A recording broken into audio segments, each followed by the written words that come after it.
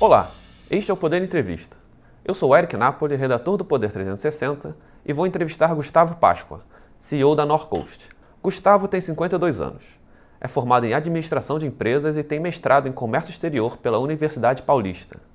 Gustavo trabalhou como diretor-gerente da Maersk de 2017 a 2020 e como diretor executivo da Norsul de 2020 a 2023. É CEO da Norcoast desde janeiro de 2023. Gustavo, obrigado por ter aceitado o convite. Eric, eu que agradeço. Primeiramente, agradecer a você e também ao Poder Entrevista aí a oportunidade de falar um pouquinho da Norcoast e da cabotagem aqui na costa brasileira. Eu agradeço também a todos os web espectadores que assistem a este programa. Esta entrevista está sendo gravada no estúdio do Poder 360 em Brasília, em 31 de julho de 2024.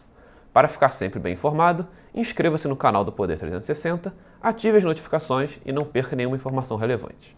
Gustavo, eu começo essa entrevista perguntando: a Norcoast estreou no mercado brasileiro de cabotagem no início desse ano. Como tem sido essa experiência no setor? Olha, Eric, de fato, a Norcoast ela inaugurou aí, ou na verdade ela veio na esteira, na verdade, da BR do Mar, né, com a flexibilização da questão do afretamento a casco nu. Nós temos hoje 4 embarcações que estão afretadas a casco nu, com 100% de tripulação brasileira. E ela também trouxe aí, após quase 2 décadas, sem um novo entrante nesse mercado de navegação costeira ou de cabotagem, ela trouxe uma capacidade adicional bastante interessante, bastante grande, para o mercado que tem uma demanda reprimida muito, muito grande, né? O Brasil hoje, se você fizer um comparativo com países que têm costas tão grandes quanto a nossa, como Estados Unidos, China, Nova Zelândia, Japão, a participação da cabotagem na matriz de transporte é sempre beirando 40%, 50% é feita por cabotagem, né? E no Brasil, nós estamos falando aí de containers especificamente, é menos de 5%, né? Eu tenho, o potencial de crescimento da navegação de cabotagem é muito grande. Então, a gente entra no mercado com uma expectativa bastante grande e um potencial também grande, devido a essa demanda reprimida aí que eu mencionei anteriormente. Nos últimos anos, o Brasil tem avançado no debate sobre o incentivo ao transporte de cabotagem, especialmente pelas vantagens competitivas em relação a outros modais e o baixo impacto ambiental, também comparado a outros modais de transporte. Dessa discussão veio justamente o BR do Mar, que você acabou de citar, e eu queria saber o que esse projeto avançou dentro dessa agenda da cabotagem brasileira e o que ficou aquém das expectativas do mercado. De novo, a BR do Mar, ela trouxe, até então, ela ainda está pendente a regulamentação dessa lei, né? Mas ela já trouxe alguma flexibilização na questão do afretamento de embarcações sem a tonelagem, né? Então, anteriormente, você precisava, para afretar embarcações, você precisava ter frota brasileira, né? No sentido de propriedade brasileira, que te dava a permissão de trazer outra embarcação ou a casco nu ou a tempo, né? São os tipos de afretamento. A BR do Mar, ela trouxe uma flexibilização que ela não precisa mais dessa paridade com tonelagem de embarcação de propriedade. Então, a partir de 2022, a lei ela flexibilizou para você trazer uma embarcação, 2023, 2 embarcações, 2024, 3 embarcações. A partir de 2025, você pode trazer quantas embarcações? Desculpa, 2026, você pode trazer quantas embarcações você quiser. Essa flexibilização, ela foi, evidentemente, aí um grande motivador aí para a Norcoast, através dos seus sócios, né, que é a Hapag-Lloyd, o operador de containers global alemão, com a Norsul, que é também uma empresa de cabotagem nacional, mas na área de bulk, né, de carga a granel, constituírem a Norcoast e aí, de fato, a gente começar a operar. Então, o potencial ainda é muito grande, mas a lei, essa pequena flexibilização ajudou a trazer mais um operador, né? A princípio teve sucesso. Eu acredito que ela não é perfeita, né? A BR do Mar, mas ela já de alguma maneira promoveu a cabotagem aí com a entrada da Norcoast. E em relação a essa falta de regulamentação, qual o ponto mais sensível que ainda falta ser tratado? Ainda tem vários pontos, né? Aí como e, na verdade a regulamentação ela é mais em relação à outorga de empresas brasileiras de navegação, que somos todos empresas EBNs, né, que a gente chama, e também em relação ao afretamento, né? Porque a cabotagem ela é bem ampla, né? Você tem a cabotagem com navios de containers, que é o nosso caso, mas você tem navio de granel sólido, granel líquido, que tem características diferentes. Então, você trazer, através da regulamentação, essa distinção, eu acho que é uma das coisas que a legislação deveria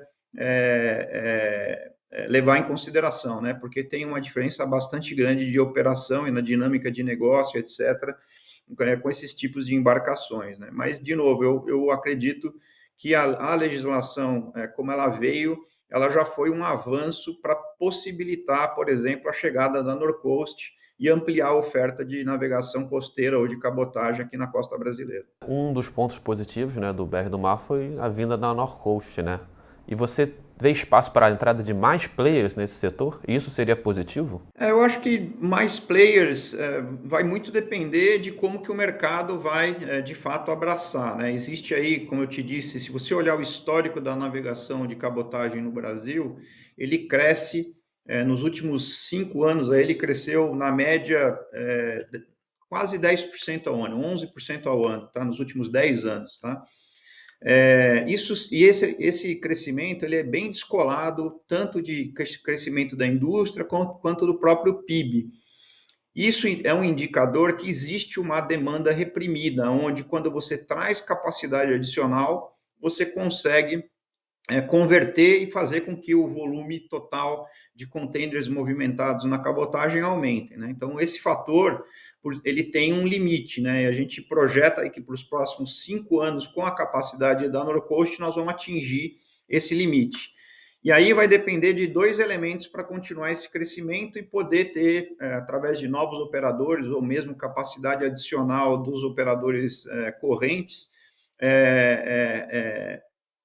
primeiro, é, é, a conversão da carga hoje que está no caminhão para a cabotagem, né, esse é um ponto importante, porque hoje a cultura do brasileiro é voltada para a rodovia, né? Como eu disse anteriormente, só 5% da carga é movida aqui por cabotagem. Existe um estudo do ILOS, inclusive, que diz que para cada 10 containers rodando de caminhão em longas distâncias pela costa brasileira, 5 deles poderiam estar na cabotagem. E para que isso aconteça, precisa da capacidade que nós estamos trazendo e precisa de um segundo elemento que é mais cultural, que é um planejamento diferenciado para você poder se beneficiar da cabotagem, que é ao invés de você ligar, o caminhão está 2 horas, está lá na sua fábrica, você precisa ter um planejamento diferente. Você vai ter que consolidar essa carga, pegar o container vazio, ovar o container, cumprir os deadlines de carga no porto de origem, levar a carga lá dentro do período que o navio estiver operando e todo esse mesmo planejamento no porto de destino. Então, é uma mudança que gradativamente vem acontecendo no Brasil. As vantagens da cabotagem são muito grandes, né? Como você bem mencionou, o custo é menor, né, da cabotagem, você tem um impacto ambiental muito menor também do que qualquer outro modal. De maneira geral, a navegação ela tem 4 vezes menos emissões do que qualquer outra modalidade. Tem um fator de segurança muito grande, né? Você tem 10 vezes menos sinistralidade utilizando da cabotagem do que qualquer outro modal também, mas requer esse planejamento, né? E nós aqui na Norcoast, a gente nasceu já com isso em mente, com ferramentas digitais aí, como o nosso portal aí do cliente, que traz uma facilidade para o cliente poder se beneficiar da cabotagem. Então, ele faz, desde o momento que ele entra no nosso portal, ele faz a cotação completamente online, porta a porta, né? Considerando as pernas rodoviárias, ferroviárias, o que ele precisar para poder entregar no destino final.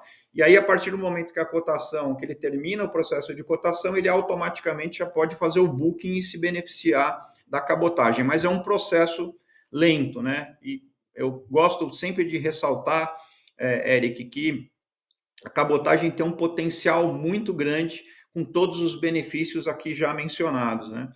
Mas requer aí que, de fato, os embarcadores parem um pouco e se planejem um pouco melhor e saiam dessa cultura do caminhão, né? Que é um processo. E eu acho que o Brasil vem passando por esse processo e a Norcoast, ela nasce para promover cada vez mais o uso da cabotagem com todos os benefícios atrelados. Além de desenvolver, né, essa cultura, né, de descolar um pouco essa ideia de frete, de transporte, só do modal rodoviário, alguns dos principais desafios que eu ouço do setor são os altos custos com combustível e com a mão de obra.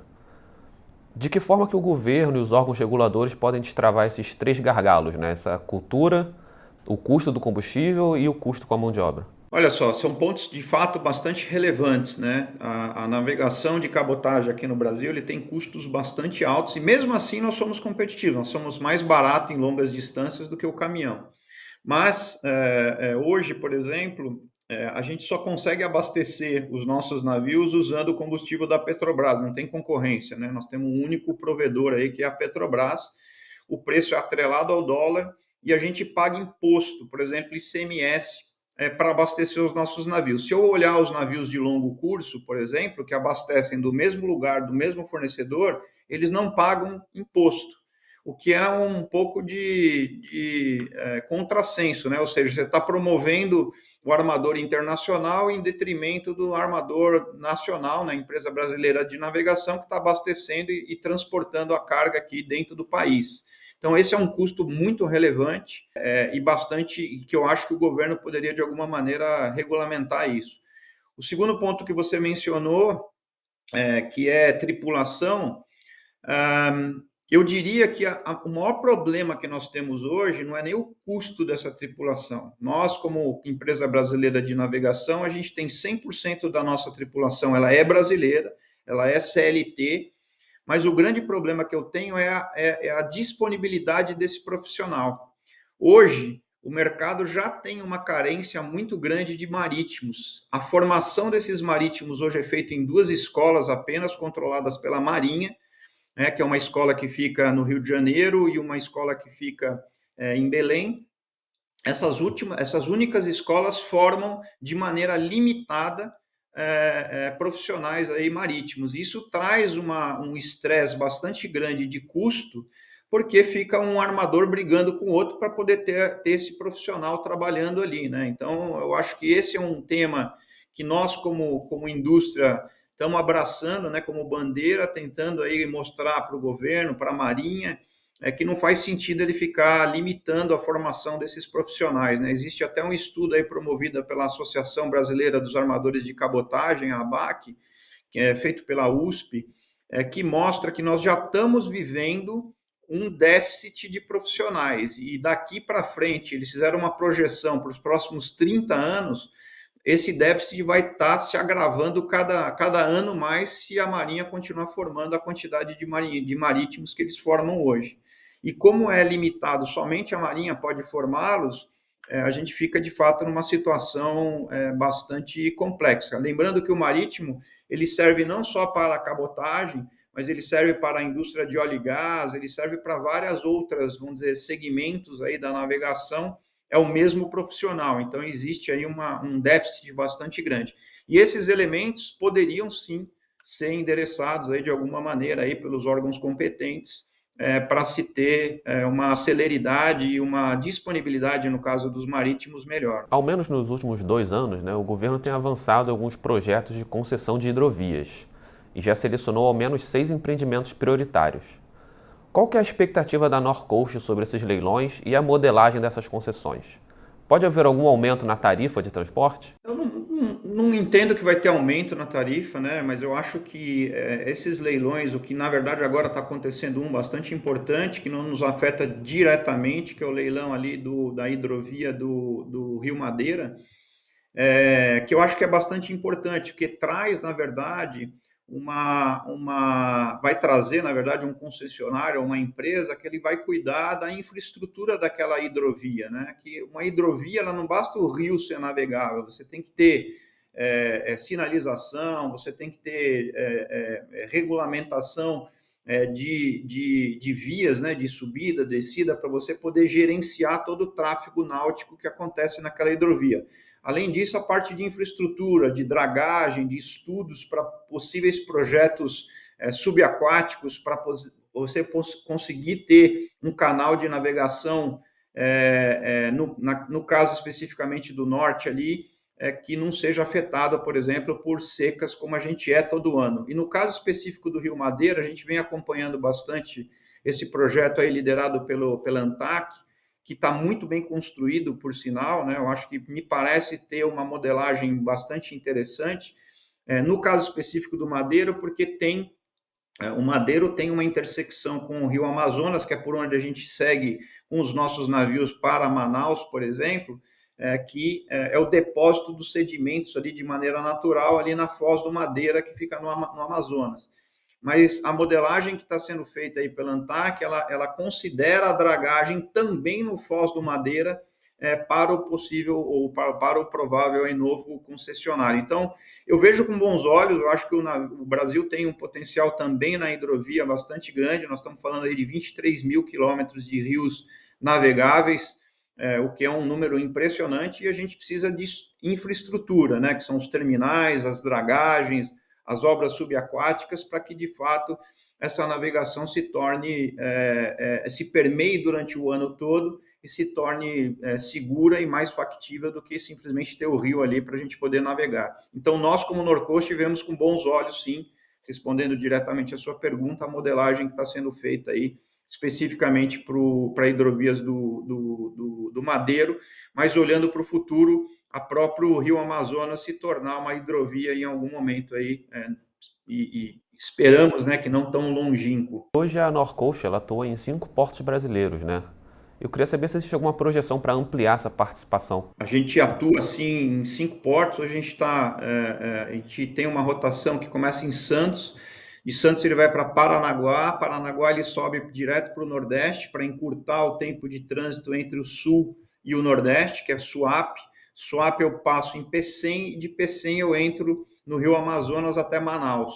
E aí eu faço o caminho inverso, que é Manaus, Pecém, Pecém, Suape, e aí eu desço Santos novamente. A gente já está operando, nós já estamos aí com quase 6 meses de operação.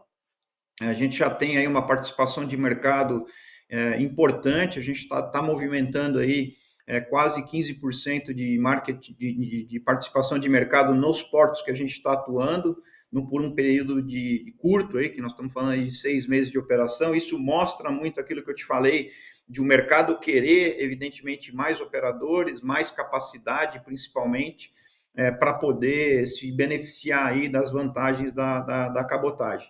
A gente olhando agora para frente, né, vocês devem acompanhar aí o que acontece nos portos de Santa Catarina, onde está acontecendo uma situação bem atípica ali, porque você tem um dos portos ali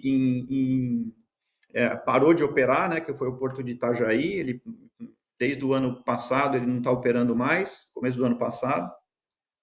Você tem o Porto de Navegantes sofrendo uma bem-vinda, na verdade, reforma nos berços. Então, ele está operando com um berço só, né? Então, ele tá reformando um, depois vai reformar o berço 2. Então, isso também limita e restringe a utilização desse porto, e por consequência dessas duas situações que eu acabei de mencionar, o Porto de Itapuá também chegando no seu limite operacional, recebendo esses navios. Agora, com a entrada aí do novo operador ali no Porto de Itajaí, nós, Norcoast, estamos negociando para poder ter uma chamada ali dentro da nossa rotação no Porto de Itajaí e conseguir atender também o mercado de Santa Catarina e parte do Rio Grande do Sul.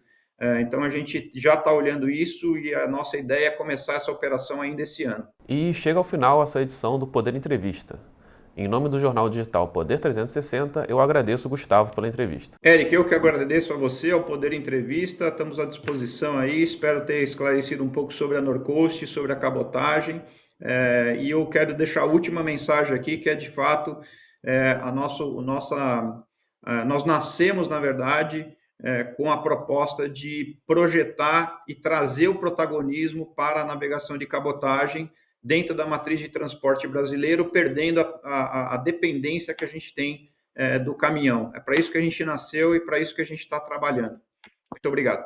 Eu agradeço também a todos os web espectadores que assistiram a este programa. Esta entrevista foi gravada no estúdio do Poder 360 em Brasília em 31 de julho de 2024.